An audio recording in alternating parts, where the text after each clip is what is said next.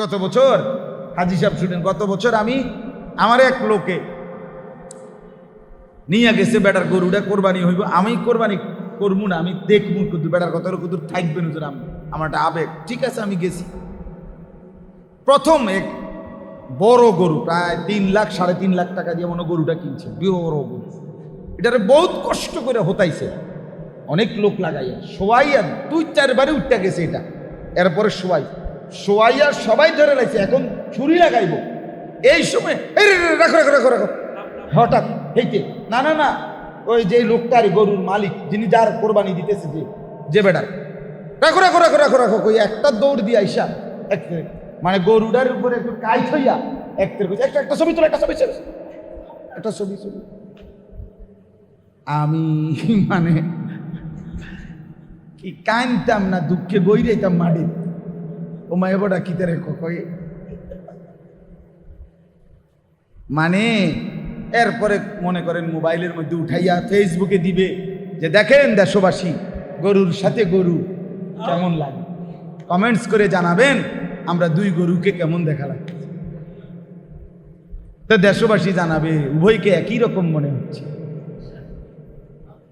নাহলে এটা কি বলেন না, গরুর লোকে তুই কাটিয়ে গেলি কি লিগে? গুণামুক্ত জীবন, এটা আমি শতভাগ চাই। গোস্ত লইয়া মাথা ব্যথা নাই, বুঝেন নাই কথা?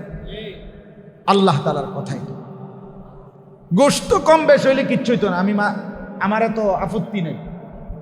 মানে বলছিলাম 3 ভাগ করেও, আচ্ছা করো না, ঠিক আছে, তুমি একটু বেশি খাও, যাও, নাহলে পুরোটাই খাও, তো তুমি, আমার কোনো আপত্তি নাই বান্দা। কিন্তু নাফরমানি করবা না। গোস্ত কুটতে কুটতে, হাড্ডি কুটতে কুটতে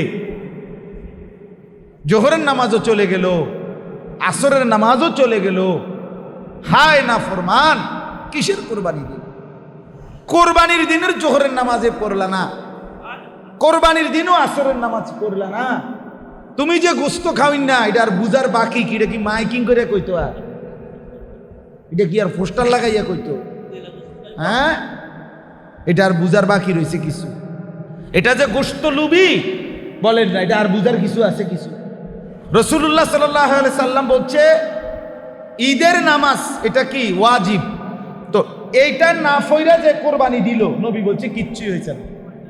লাইসা মিনান নুসুকে ফি শাইইন, কোরবানি বলতে কিছুই হয় নাই। এখন আমার প্রশ্ন হইল, শুনো, যদি ওয়াজিব নামাজ না পইরা কোরবানি দেয়, তাহলে নবী বলছে এটা কিচ্ছু হয়েছে না তোর কোরবানি। তো যেই নাফরমান ফজরের নামাজ না পইরা কোরবানি দেয়, কি রে নাফরমান? তো এটা তো ফজরের নামাজ ফরজ নামাজ, বুঝেন নাই কথা? কোরবানির দিন যে ফজরের নামাজও পড়লো না, এতে বইয়া রইল গরুর লাগিয়া, গরুর গোসল করা। আর তুই না গোসল করবি বেকুব বেটা, গরু গোসল করায় কি দিবি? গরুর গোসল করা হেতে বেটা গরু লইয়াই ব্যাস, হল্লি বুসি লইয়াই হাবটার জান শেষ, দাও লইয়া, তারপরে ওই যে কোবাইল না ইডা টাটফাল মাটফাল ইডি আয় হাই শিক্ষার কারে কয় দফানি উড়ানি। তাহলে প্রথম দিনও বলছে তাকওয়া। এবার আসেন, সেই আদম আলাইহিস সালামের জামানাত থেকেই উচ্চারিত হয়েছে যে কোরবানির মধ্যে মূল বিষয় হলো তাকওয়া। কি বলেন না? এবার আমাদের নবী সাল্লাল্লাহু আলাইহি সাল্লামের আমলে আইসা যখন কোরআন নাজিল হয়েছে, সেই সময় আবার কোরবানির কথা আবার বলতে গিয়ে আল্লাহ পুনরায় আবার ওই 1000 বছর আগে, হাজার বছর আগে সেই আদমের জামানার কথাটা আবার উচ্চারিত করছে। বলছে যে দেখো, 1,00,000 বছরও যদি পার হয়, কথা ওই এটাই রইল যে লান ইয়ানালাল্লাহা লুহুমুহা ওয়ালা দিমাউহা ওয়ালাকিন ইয়ানালুহুত তাকওয়া মিনকুম। এই যে একই কথা আল্লাহ বলেন, 1,00,000 কোটি বছরও যদি পার হয়ে যায়, আমার সিদ্ধান্ত বদলাবে না। এক কথাই আদম আলাইহিস সালামের জামানায় হাবিলের জবান দিয়ে যেই কথা বের হয়েছে, আল্লাহর কাছে কবুল হতে হলে তাকওয়া লাগবে। ঠিক আজকে আল্লাহ বলেন, বান্দা আজকেও আমি আমার বন্ধুর জামানায় আখিরি নবীর আমলেও কোরবানির বেলায় একই কথা বললাম, আমি গোশত নেব না, রক্ত নেব না, আমি শুধু তাকওয়া নেব। কি নেব? লান ইয়ানালাল্লাহা লুহুমুহা ওয়ালা দিমাউহা। আল্লাহ বলেন ফাইদা ওয়াজাবাত জুনুবুহা ফাকুলু মিনহা ওয়া আতঈমুল কানিআ ওয়াল মুতার। আল্লাহ বলে তোমার কোরবানির প্রাণী জবাই করার পরে যখন কাত হয়ে পড়ে, মানে রক্ত বেরিয়ে পড়ে, যখন একেবারে নিস্তেজ হয়ে যায়, এবার চামড়া ছিলে ফাকুলু মিনহা, গোশতগুলো তুমি খেয়ে নাও। ওয়া আতঈমুল কানিআ ওয়াল মুতার, এবং অভাবী দুস্থ অসহায়কেও খাওয়াও। আল্লাহ বলে তোমরাই খাও।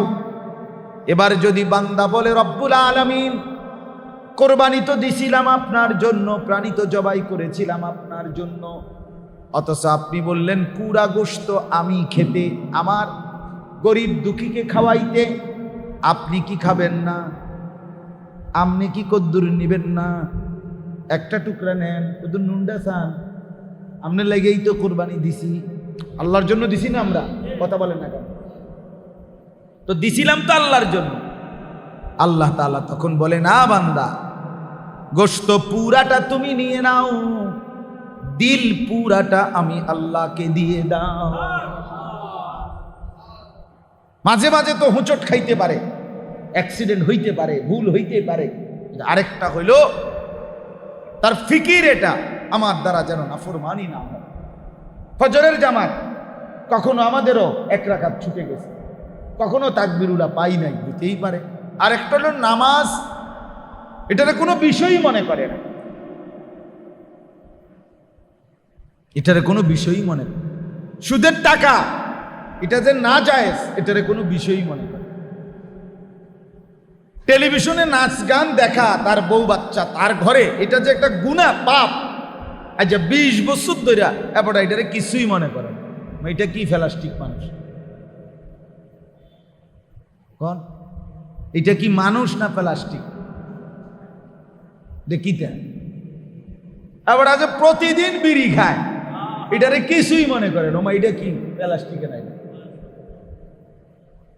স্বাভাবিকভাবে বাঁকা হয়ে গেছে, বুড়ো হয়ে গেছে, প্রত্যেক দিন বিড়ি খায়, সারাদিন সকাল বিকাল নিয়ম মাফিক, রুটিন মাফিক।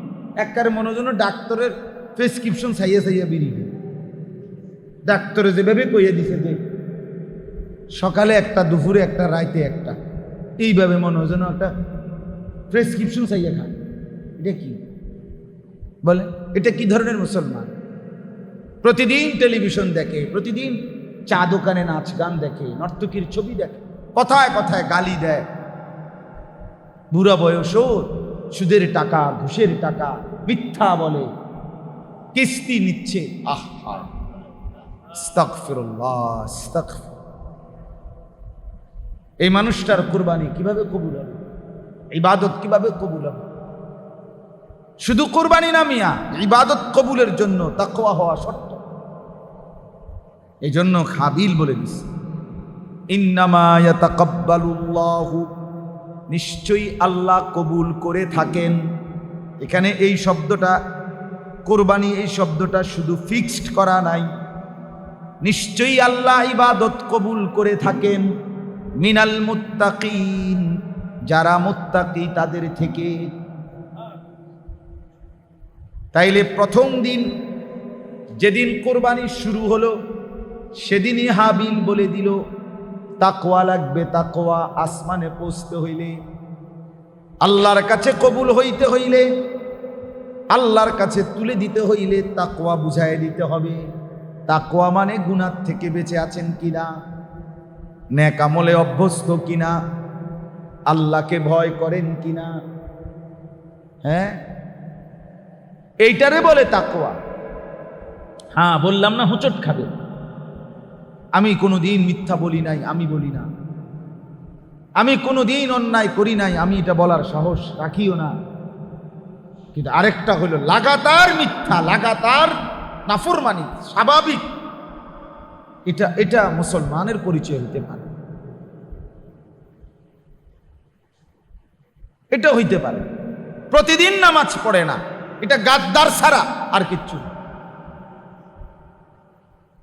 এটা গাদ্দার। প্রত্যেক দিন এক তালে ওজনে কম দেয়, এটা বাটপার ছাড়া আর কিছু হইতে পারে। এটা চিটার, বাটপার। নিয়মিত সুদ খায়, এটা সুদখোর হারামখোর ছাড়া আর কিছু হইতে পারে। মানুষ তো ভুল হয়, অ্যাক্সিডেন্ট করে, কখনো কখনো গুনাহ হয়ে যায়, আবার তওবা করে মাফ চাইয়া নেয়, এটা না মুমিন।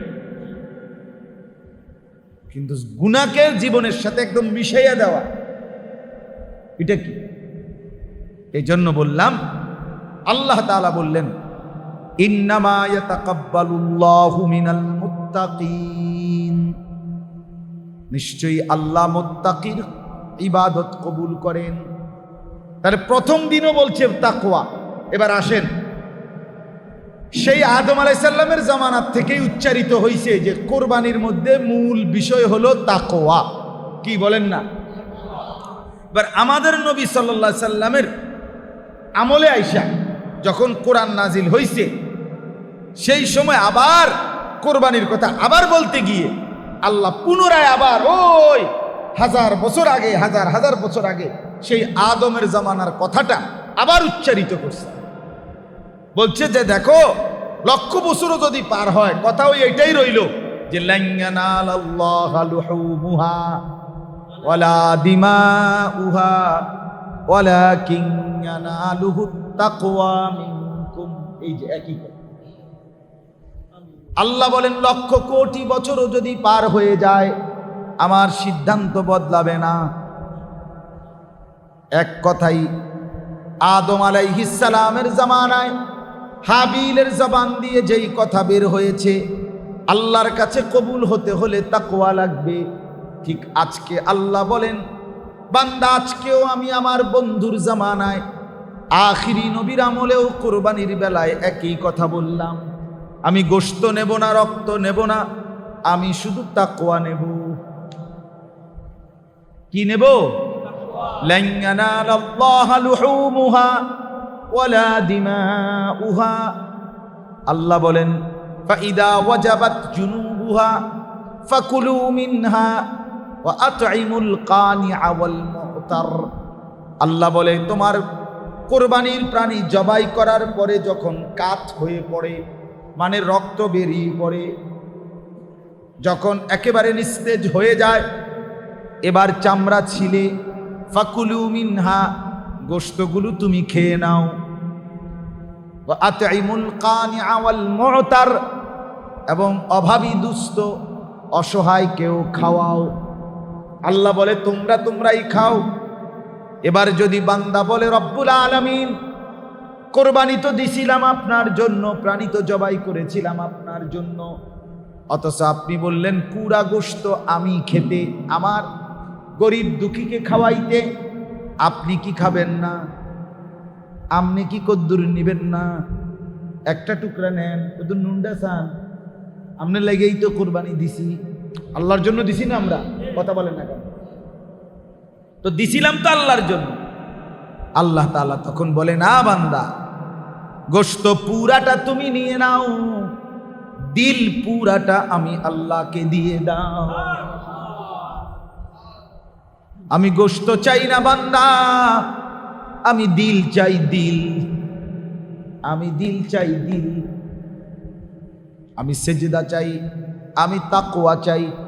আমি দেখব দিলে আমার ভয় আছে কিনা, আমি দেখব আমার বন্দেগীর গুরুত্ব আছে কিনা, আমি দেখব গুনাহ ছাড়বার মানসিকতা আছে কিনা, আমি দেখব তোমার অন্তরে আমি আল্লাহর সম্মান আছে কিনা। ওইটা না আমি দেখতে চাইছি বান্দা।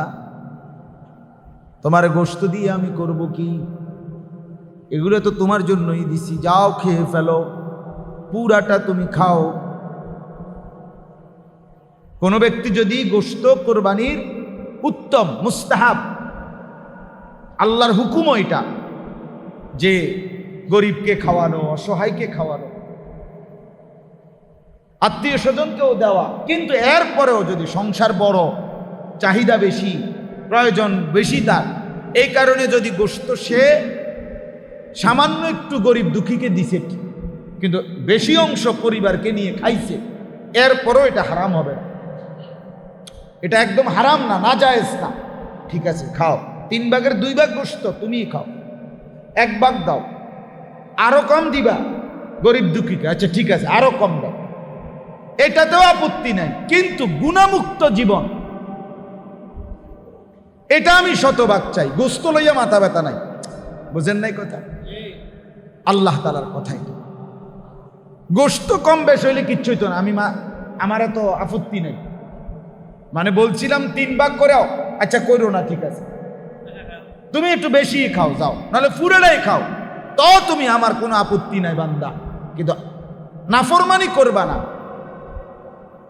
গোস্ত কুটতে কুটতে, হাড্ডি কুটতে কুটতে জোহরের নামাজও চলে গেল, আসরের নামাজও চলে গেল। হায় নাফরমান, কিসের কোরবানি দিলা? কোরবানির দিনের জোহরের নামাজে পড়লা না, কোরবানির দিনও আসরের নামাজ পড়লা না। তুমি যে গোস্ত খাওয়াই না, এটা আর বুঝার বাকি কি? এটা কি মাইকিং করে কইতো? আর এটা কি আর পোস্টার লাগাইয়া কইতো? হ্যাঁ, এটা আর বুঝার বাকি রয়েছে কিছু? এটা যে গোস্ত লুবি বলেন না, এটা আর বুঝার কিছু আছে? কিছু? রাসূলুল্লাহ সাল্লাল্লাহু আলাইহি সাল্লাম বলছে ঈদের নামাজ এটা কি ওয়াজিব, তো এইটা না ফইরা যে কোরবানি দিল, নবী বলছে কিচ্ছুই হয়েছে না। লাইসা মিনান নুসুকে ফি শাইইন, কোরবানি বলতে কিছুই হয় নাই। এখন আমার প্রশ্ন হইল, শুনো, যদি ওয়াজিব নামাজ না পইরা কোরবানি দেয়, তাহলে নবী বলছে এটা কিচ্ছু হয়েছে না তোর কোরবানি। তো যেই নাফরমান ফজরের নামাজ না পইরা কোরবানি দেয়, কি রে নাফরমান? তো এটা তো ফজরের নামাজ ফরজ নামাজ, বুঝেন নাই কথা? কোরবানির দিন যে ফজরের নামাজও পড়লো না, এতে বইয়া রইল গরুর লাগিয়া, গরুর গোসল করা। আর তুই না গোসল করবি বেকুব বেটা, গরু গোসল করায় কি দিবি? গরুর গোসল করা হেতে বেটা, গরু লইয়াই ব্যাস, কল্লি বুসি লইয়াই হাবটার জান শেষ, দাও লইয়া, তারপরে ওই যে কোবাইল না ইডা টাটফাল মাটফাল ইডি আই হাই শিক্ষার কারে কয় দফানি উড়ানি। হ্যাঁ, গত বছর হাজি সাহেব শুনেন, গত বছর আমার এক লোকে নিয়ে গেছে, বেটার গরুটা কোরবানি হইব, আমি কোরবানি করবো না, আমি দেখবো কিন্তু বেটার কত কত থাকবে নজর, আমার একটা আবেগ। ঠিক আছে, আমি গেছি। প্রথম এক বড় গরু, প্রায় 3 লাখ 3.5 লাখ টাকা দিয়ে মনে গরুটা কিনছে, বড় গরু। এটারে বহুত কষ্ট করে হতাইছে, অনেক লোক লাগাইয়া শোয়াইয়া 2-4 বারে উঠতে গেছে এটা। এরপরে শোয়াইয়া সবাই ধরে লাগছে, এখন ছুরি লাগাইব।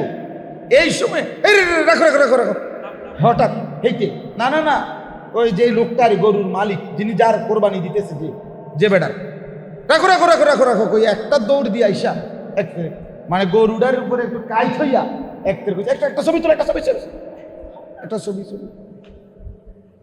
আমি মানে কি কানতাম না, দুঃখে বই রেতাম মাটি।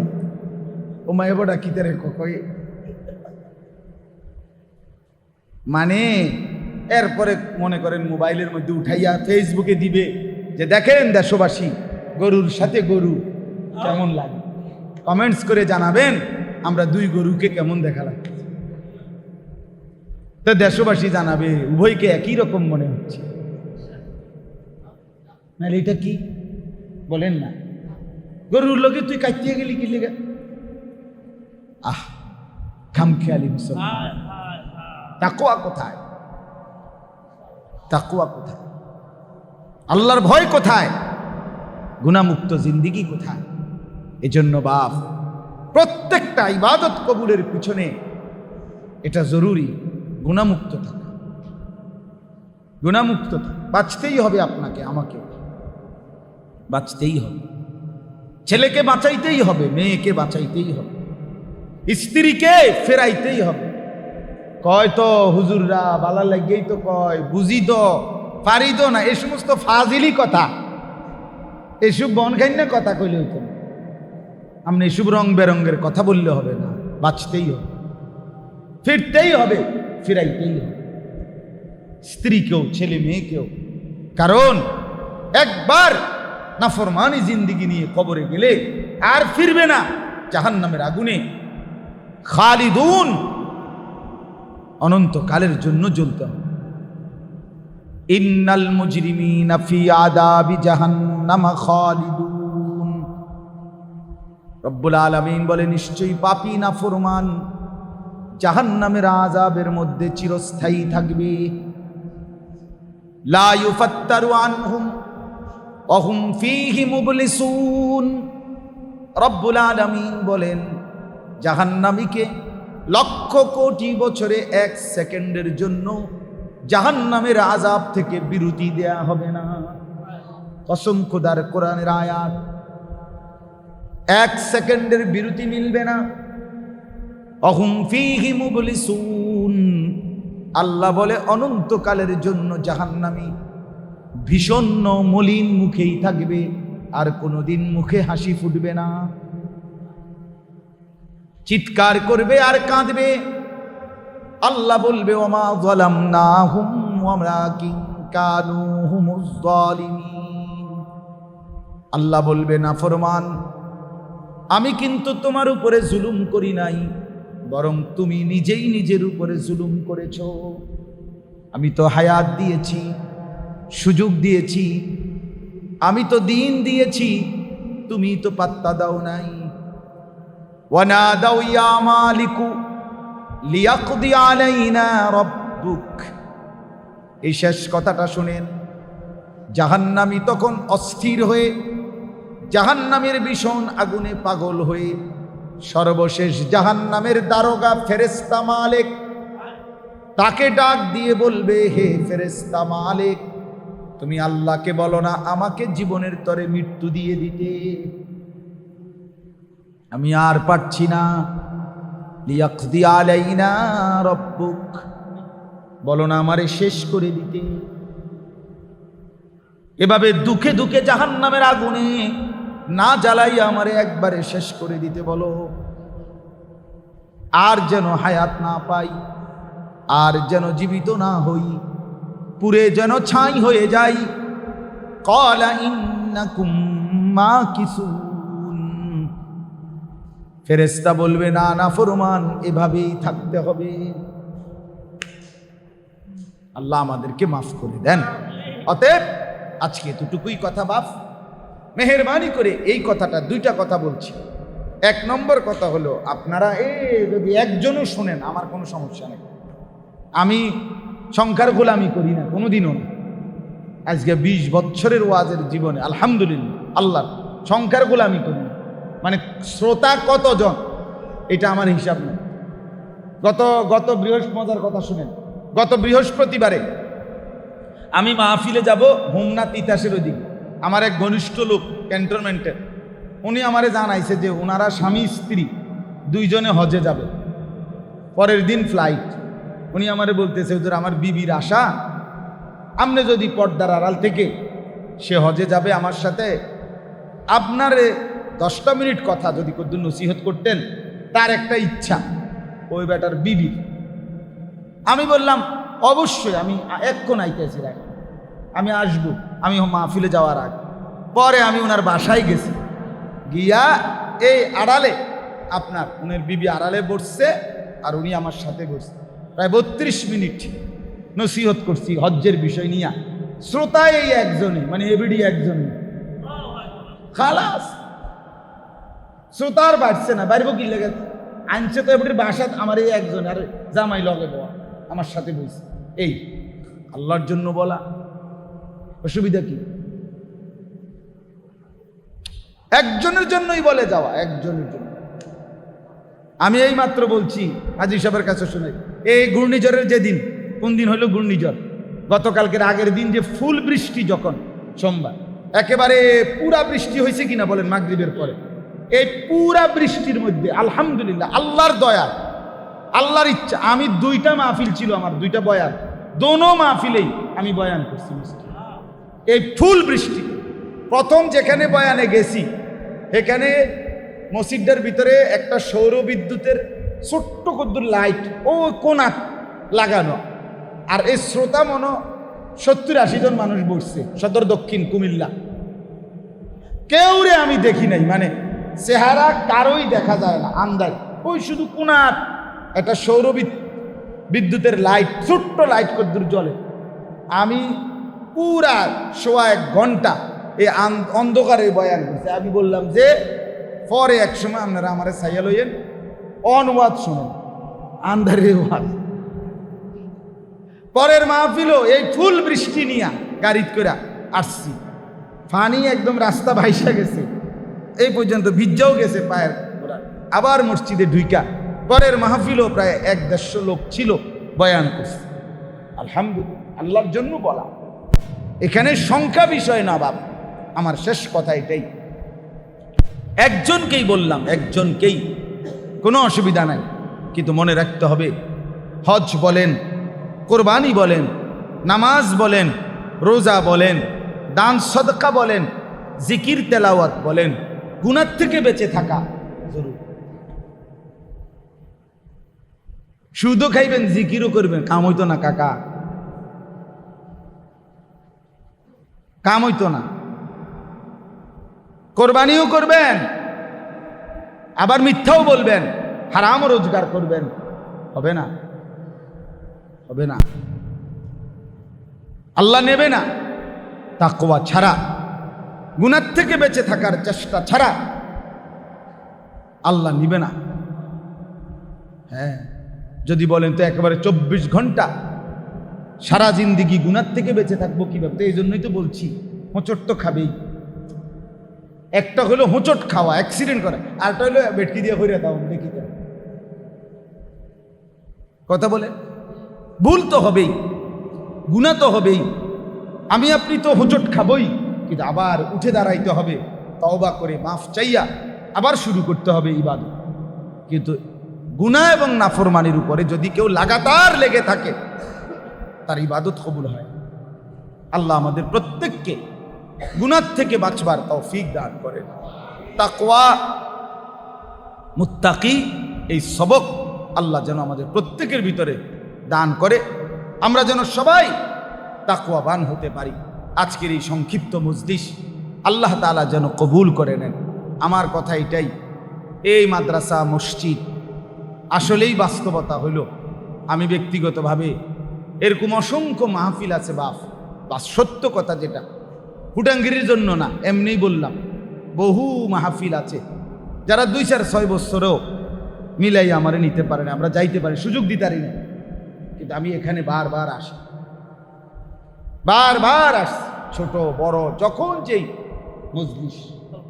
আমি এখনো বলছি, গ্রামবাসী শতভাগ যদি কদর করতো এই মাদ্রাসাকে, শতভাগ যদি আন্তরিকতা নিয়ে আমরা সবাই আগাইতাম, আরো ভালো হইতো, আরো ভালো হইতো, গ্রাম আলোকিত হইতো। অসংখ্য এখানে হাফেজে কোরআন আরো ভবন দরকার, আরো জায়গা দরকার, আরো দরকার। হায় মুসলমান, এটা যদি আমরা না বুঝি তো আমরা বুঝবেন অচিরেই এগুলো সারা রাত বললেও শেষ হবে না। মুসলমানের সন্তানের শেষ ইমানের চিহ্নটুকু মুছে ফেলার জন্য সারা পৃথিবীব্যাপী যে তীব্র গতিতে দুশ্মনের নীল নকশা কার্যক্রম চলতেছে, সেটা শুধু 4G গতিতে না, 4Gর সর্বোচ্চ টার্গেট একটাই, মুসলমানের ছেলে মেয়ে নারী পুরুষের ইমানের শেষ চিহ্নটাও মুছে ফেলে। শেষ চিহ্ন, শেষ চিহ্ন। যে ছেলেটা 12 বছরের জীবনে কোনোদিন রাসূলুল্লাহ সাল্লাল্লাহু আলাইহি সাল্লামের তরিকায় একবারও চুল কাটাইলো না, মনে করেন সে কি আর কোনোদিন বলতে পারবে যে চুল কাটার মধ্যে নবীর তরিকা কি? কথা বলেন না। যে ছেলেটা, যে ঘরে, যে জীবনে 16 বছরে কোনোদিন তারা সুন্নত তরিকায় খানা খাইলো না, তারা কি আর কোনোদিন বলতে পারবে, তাদের ছেলে মেয়েরা বলতে পারবে পরবর্তীতে যে সুন্নাত কি? বলেন। এইভাবে দুশ্মন নতুন জানা, এখন তো মুরব্বীরা যারা আছেন প্রত্যেক সমখানে শুনি, বয়স্ক মুরব্বী চাচাদের মধ্যে কিছুটা তো দিন ধর্ম এখনো আছে, কিন্তু অধিকাংশ একটু টাকা পয়সা হয়েছে, একটু পড়ালেখা হয়েছে, একটু সামাজিক স্ট্যাটাস, ভদ্রতার মুখোশ, এরা ওই পূর্বের আমলের মানে আজ থেকে 30-40-50 বছর আগের দাদা নানা দাদি নানি মা চাষিকে বিরক্তি মনে করে, বিরক্তি। এরা আসলে আগের আমলের সময়ের মানুষ তো হুজুর, আগের সময়ের মানুষ একটু সামাজিকতা বোঝে, কম সামাজিকতা নাকি বোঝে। কাজে আমরা যখন মাথা নোয়ায় ফেললাম, তো ওই ভদ্রলোক বলতেছে শি ইজ মাই ওয়াইফ। এটা তো অসুবিধা কি আপনার, মানে শি ইজ মাই ওয়াইফ, মানে উনি অবাক হয়ে গেছে, আরে এটি কি হুজুর, এটা তো আফ্রিকার জঙ্গলে না, মানে হুজুররা হইল কি আফ্রিকার জঙ্গলি। She is my wife, she is my wife, অতএব এটা সবার ওয়াইফ হয়ে গেছে নাকি? আমনের বউ তো আমরাকে অস্বীকার করছি, তো আমনের বউ দেখকেই তো আমার লাগে সমস্যা। কথা বুঝছেন কোথায় বলছে মানসিকতা? একজন আলেমে দিন হুজুরকে মহিলা সরাসরি এসে শরবত নিয়ে আসবে, তার মানে কোথায় দিন, কোথায় শরবত? আল্লাহ আমাদেরকে মাফ করে দেন। এই জন্য বললাম দয়া করে, এই আপনাদেরকে বলছি, নিজের স্ত্রী ছেলে মেয়ে এদের ঈমান আমলের ফিকির করেন, সন্তানকে দিন শিখান, ছেলে মেয়েকে দিন শিখান, নিজেরাও শেষ বয়সে দিন ঈমানের মেহনত করেন, ফিকির করেন, ওলামায়ে কেরামের কাছে আসেন, বসেন, ওযু নামাজ গোসল জিকির তাসবিহ তেলাওয়াত আরো সুন্দর করা যায় কিভাবে, সুন্দর করে ঠিক করে, কোথায় কোথায় ভুল আছে নিজের শেষ বয়সে আরেকবার একটু শুধরাইয়া কবরে যায়। সূরা ভুল, কেরাতে ভুল, আত্তাহিয়াতুতে ভুল, দোয়ায়ে কুনুতে ভুল, এত ভুল নিয়ে কবরে গিয়া কষ্ট পাইবে। অশুদ্ধ নামাজ নিয়ে কবরে গিয়া দেখবেন কিচ্ছু আইছে না ওজন। সূরা কেরাত যার অশুদ্ধ তার নামাজ হয় না, সাফ কথা। আমনি মাদ্রাসা আমনকো গ্রামে পড়ছে, আমনের ফুতনাতি যে নুরানি পড়ছে তারে অন জিগার যে নামাজ ভঙ্গের কারণ কয়টি, এতে কইবে 19টি। 1 নাম্বার কারণ নামাজ ভঙ্গের, 1 নাম্বার কারণ নামাজে অশুদ্ধ কোরআন পড়া। অশুদ্ধ কি পড়া? তাহলে যার সূরা কেরাত অশুদ্ধ তার নামাজ হয়। এটা 1 নম্বর নুরানির মানে নামাজ ভঙ্গের 1 নম্বর কারণ।